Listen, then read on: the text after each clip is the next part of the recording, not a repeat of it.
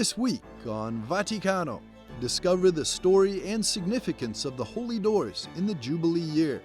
Uncover the origins of the timeless Christmas song, Silent Night, and explore some of the most cherished holiday traditions at the Vatican. Vaticano starts now.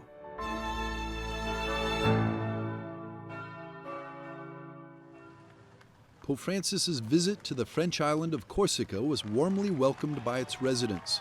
Following the official reception, his first event took place at the Congress and Exhibition Center in Ajaccio. There, the Pope presided over the closing session of a Congress on popular religiosity in the Mediterranean.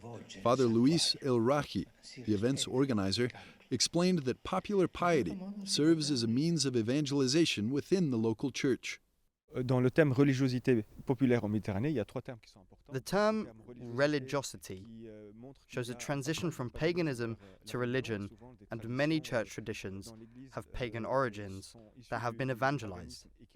The term popular doesn't just mean successful. It refers to something that belongs to the people, often the people of God, who have embraced and promoted the expressions of faith.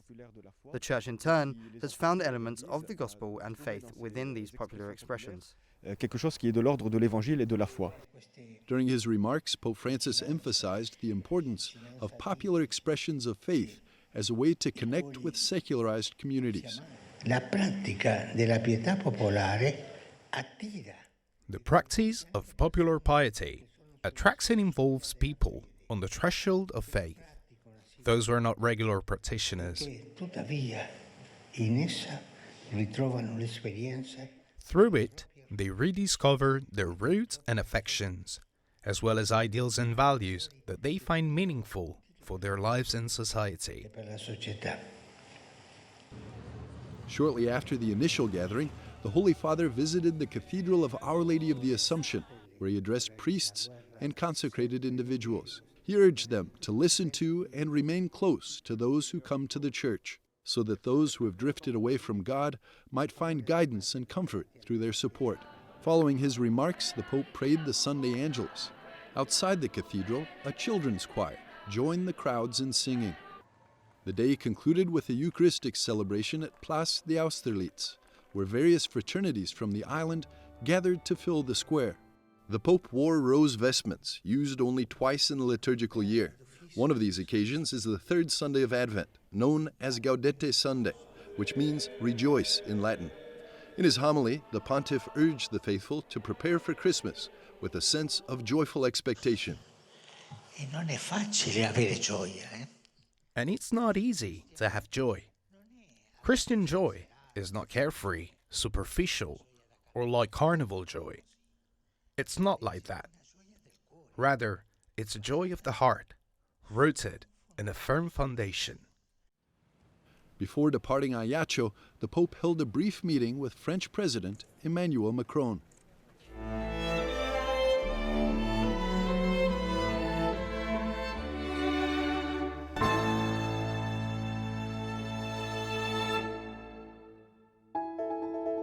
Conversion. As the Church and as disciples, we need to undergo conversion, constant renewal of mind and heart. The Christian is a person who has hope and who waits for Christ. Rather than be defined by the past and the errors and sins committed, Pope Francis released his message for the 58th World Day of Peace, commemorated annually on January the 1st, with 3 concrete proposals for people to embark upon a profound journey of hope in the 2025 Jubilee year. According to the Pope, the path towards a true and lasting peace in the world is rooted in the petitions of the Lord's Prayer and requires a desire for change on a personal, cultural, and structural level in order to confront the present state of injustice and inequality. Renewing the appeals for peace of his predecessors, St. John Paul II, Pope Benedict XVI, and St. Paul VI, the Holy Father called for the development of a new financial framework based on solidarity, the elimination of the death penalty in all nations, and using a fixed percentage of money earmarked for armaments to establish a global fund to sustainably eradicate hunger and promote education in poorer countries. The Holy Father speaks about the poor countries. In our time, he says, this must include the conversion of hearts. If we take to heart these much-needed changes, the Jubilee Year of Grace can serve to set each one of us on a renewed journey of hope, born of the experience of God's unlimited mercy. The Pope wrote in his message on peace. The prefect of the Dicastery for Promoting Integral Human Development, Jesuit Cardinal Michael Czerny, told journalists that a constant renewal of mind and heart is needed to bring about future changes to improve the lives of the world's most vulnerable.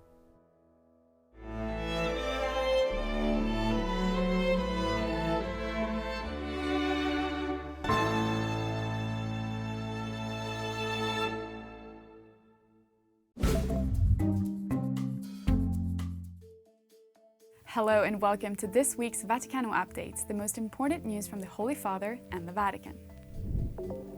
Cardinal Pier Battista Pizzaballa, the Latin Patriarch of Jerusalem, has stated that the peak of the war in Gaza is behind us and expressed optimism for a compromise in the coming months.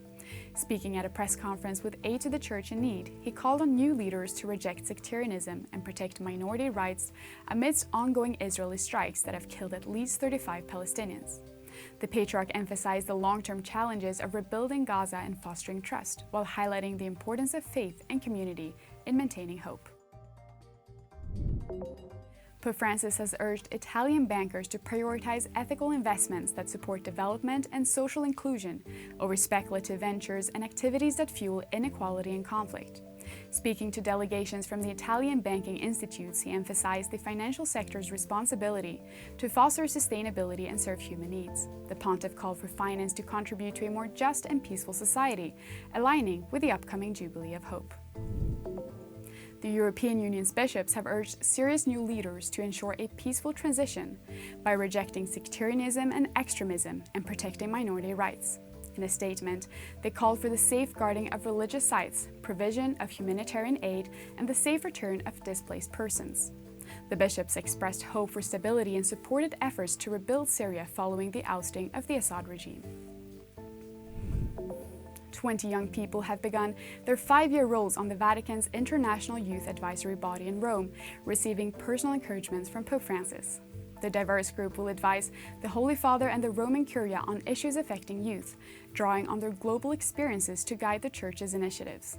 Pope Francis urged them to be courageous and committed as they work to create a more inclusive and dynamic future for the Church. At Chia Group, and Archbishop Rino Fisichella unveiled a new lighting system for St. Peter's Square to celebrate the Jubilee year, using 280 energy-efficient LEDs to illuminate 140 statues. They also introduced 14 water houses around Rome to provide free drinking water and launched the Aqua app to help visitors find water sources. These initiatives enhance the experience for tourists and promote sustainability during the Jubilee celebrations. Thank you for watching this week's Vaticano Updates. Benedictia de Grian for EWTN Vaticano.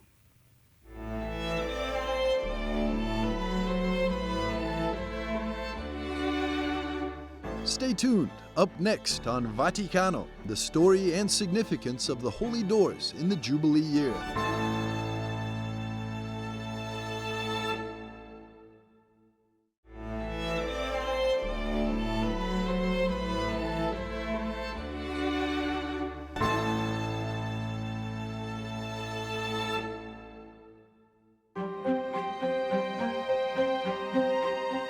As the Jubilee approaches, a growing sense of joy and excitement fills the city of Rome, creating a vibrant, festive atmosphere.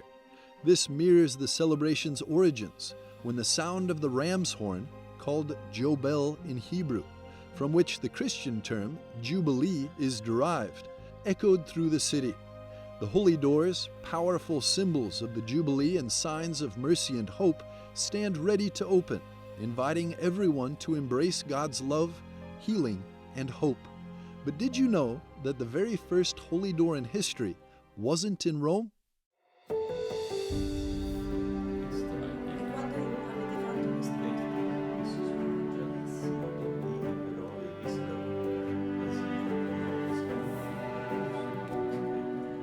Già abbiamo prima di quella data We have a holy door at the Basilica of Santa Maria di Colle Maggio in Aquila.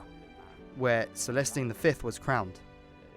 In 1294, a holy door was opened there to commemorate that historic event.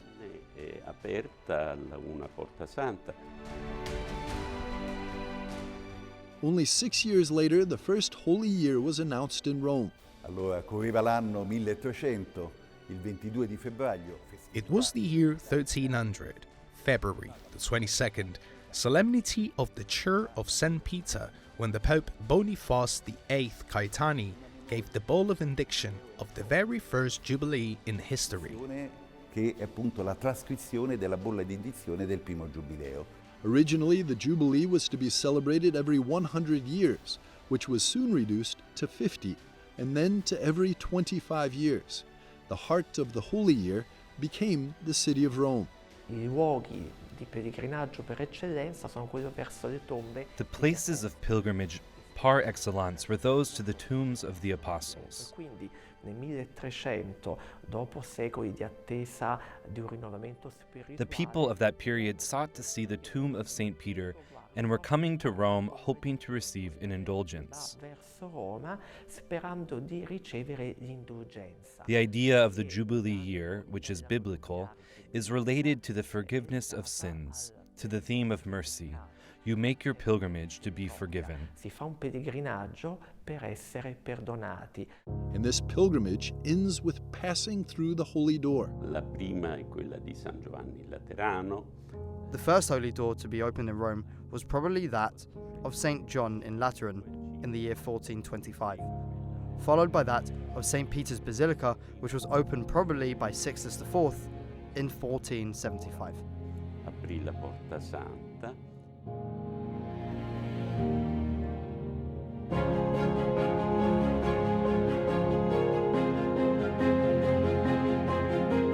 EWTN Vatican correspondent Magdalena Wolinska-Ridi had the privilege of exploring the hidden archives of the Fabbrica di San Pietro, nestled beneath the roof of St. Peter's Basilica. There she admired the only surviving iconographies from that era and accessed invaluable information on every Jubilee from the year 1500 until today.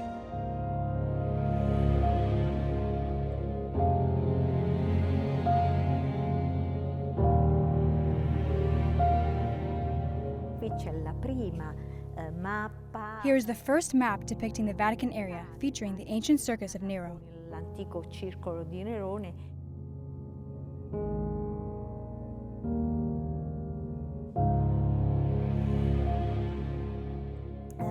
L'obelisco e qui la The obelisk stands here along with the ancient sacristy of St. Peter's Basilica in the Vatican. Mentre andando ancora in avanti troviamo. You can also see the layout of the old basilica alongside the outlines of the new basilica that began to take shape in the early 1500s.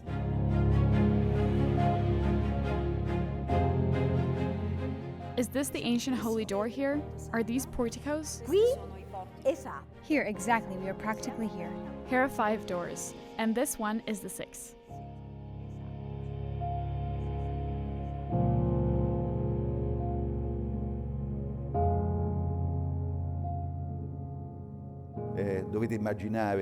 You have to remember that it was not the present basilica, but the ancient one and the portico.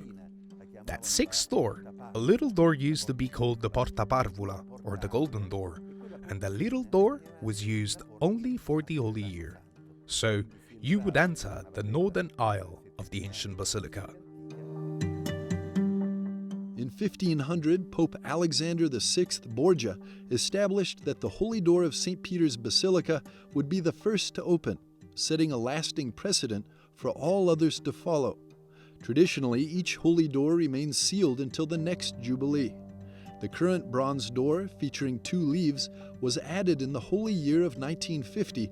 St. Peter's Holy Door is perfectly aligned with the 1700-year-old Constantinian Basilica, preserving its historic placement.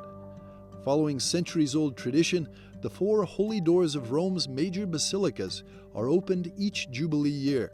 This time, Pope Francis will personally open only one of these 4, the Holy Door of St. Peter's Basilica.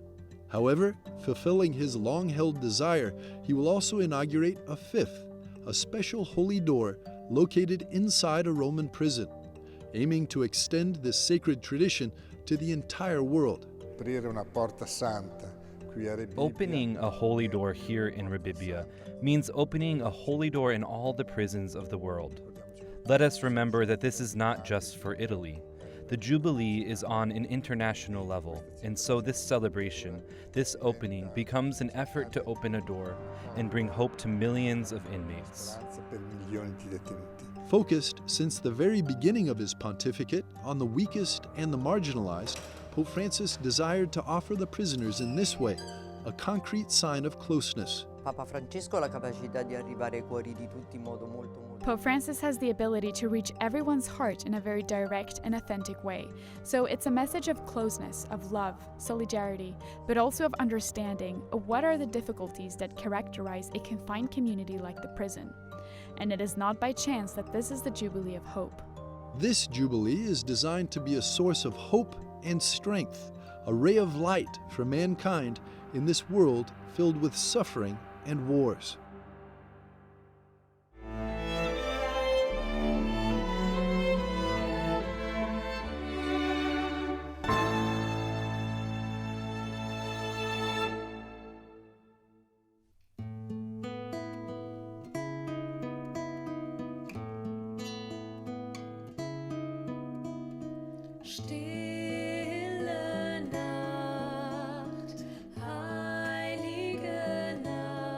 Silent Night is one of the most popular Christmas carols in the world. In 2018, Pope Francis revealed that it's his #1 song. Saint Augustine once said, "He who sings prays twice." So where words come to an end, music comes in. And where music doesn't quite get anywhere, words can help again. Johannes Zeinler works as a musicologist at the University of Music and Performing Arts in Vienna. Like many musicians, he has a special connection to Silent Night. Silent Night is by far the most emotional song that I have to play as a musician in the entire liturgical year. For me personally, there's no Christmas without Silent Night. It's also somehow the highlight of the Christmas liturgy. You actually save it until the end of the Mass.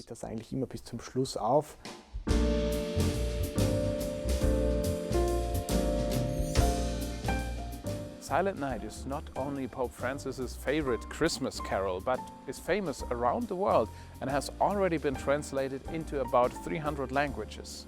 Here, in this small town in Austria, it was played for the first time at Christmas in 1818. This place is very special because the St. Nicholas Church was here, where the song Silent Night was sung for the first time.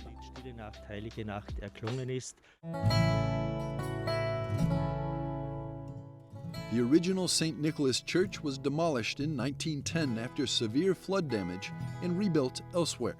The Silent Night Chapel was built on the hill that was created from the rubble of the original church. Josef Bruckmoser and his Silent Night Society look after the legacy of the popular Christmas carol. Why don't you take us back to the night when the song was played for the first time here? What happened there? We don't know exactly what happened there, but it is fact that somehow the organ wasn't working that day, and that's why Joseph Mohr and Francis Xavier Gruber wrote this song together. Joseph Mohr had written the lyrics 2 years earlier in Maria Fahr, and so he went to the schoolteacher Franz Xavier Gruber and said, "Can't you create a nice melody for it, so we can sing it tonight?" It wasn't very common back then to play the guitar in church. On the contrary, it was frowned upon because the guitar was seen as a secular instrument.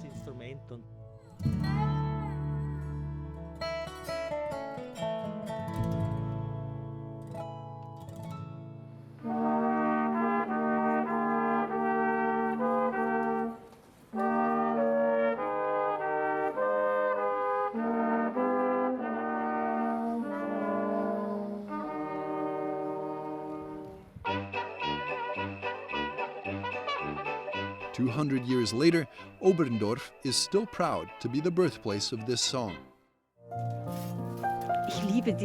I love this song, and I think I could listen to it all my life.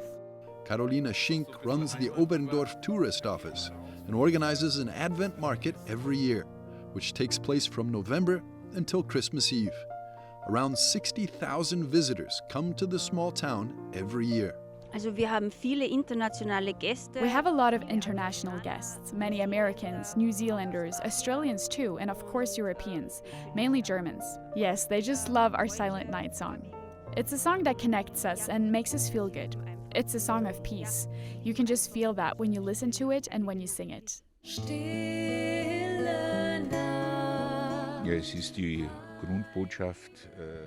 Yes, that is the basic message of this song, that with the birth of Jesus Christ, God has come close to us in Jesus. That peace has come and that Jesus is actually born anew in every person, especially when we fulfill the gospel, which is a gospel of peace. Father Nikolaus Erber is the parish priest of Oberndorf for 22 years now and knows that Silent Night also has a deep theological meaning. When you celebrate Christmas Mass, you can hear that Joseph Moore has summarized the text of the Holy Night in this song. For example, the Isaiah text about the peace that is promised. Von diesem Frieden, der verheißen ist, und der zweite Lesung ist. And the second reading says in the letter to Titus, the kindness and generous love of God our Savior appeared. That is the background for this song, which he has used in the lyrics.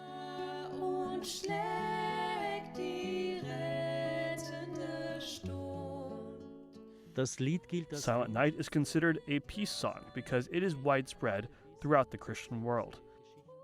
And there are these stories from the World Wars that on Christmas Eve, the soldiers on the front line stopped shooting and sung Silent Night in the Western world, just as we have the situation in Europe today with Russia's war against Ukraine. This carol is something that will probably play a role there on Christmas Eve. As the world faces the looming threat of war once more, a small chapel perched on a small hill in a small Austrian town stands as a timeless reminder of the true message of Christmas, with a song that has rung out for more than 200 years. Christ the Savior is born.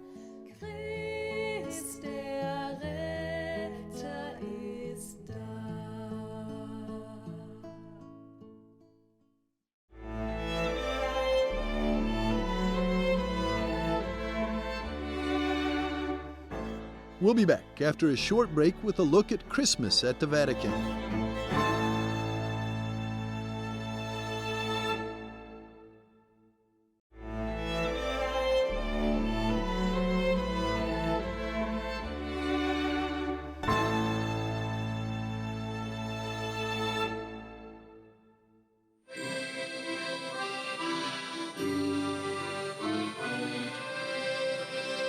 On December the 8th, the nativity scene and tree in St. Peter's Square were solemnly inaugurated. A majestic 29-meter-tall Norway spruce, donated by the community of Ledro in Trentino, Italy, and responsibly harvested according to ecological principles of natural forest regeneration, was presented in the presence of the heads of the Vatican City Governorate and the donating delegations. This year's nativity scene showcases a piece of the Grotto Lagoon from the Friuli Venezia Giulia region in Italy, highlighting maritime traditions and authentic lagoon-inspired settings.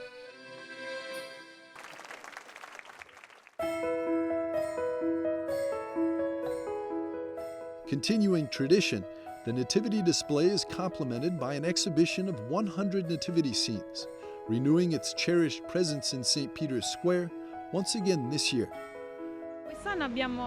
This year we have 130 nativity scenes, and there are 21 countries that have brought their own nativity scenes. There's a very beautiful one inside an iron and even inside a shell. Then the Italian nativity scenes, the classic ones, are truly stunning.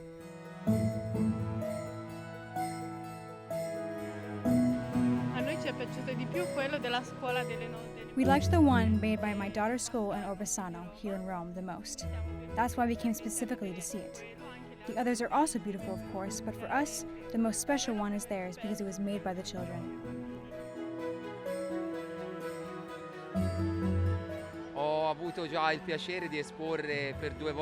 I've already had the pleasure of exhibiting twice at the 100 nativity scenes in the Vatican. The first experience in 2019 was truly unforgettable. It was such an incredible emotion when Pope Francis arrived and stopped in front of the nativity scene. And why was he so amazed and delighted? Because I had introduced a sort of innovation. By pressing certain buttons, the nativity scenes would come to life.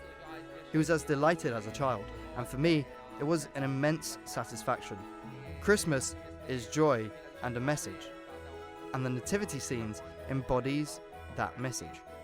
We, nativity scene artisans, dedicate ourselves wholeheartedly, not just for a season, but practically 365 days a year, building, creating, and inventing new ideas for the following year. Come un bambino, per me è stata una soddisfazione immensa.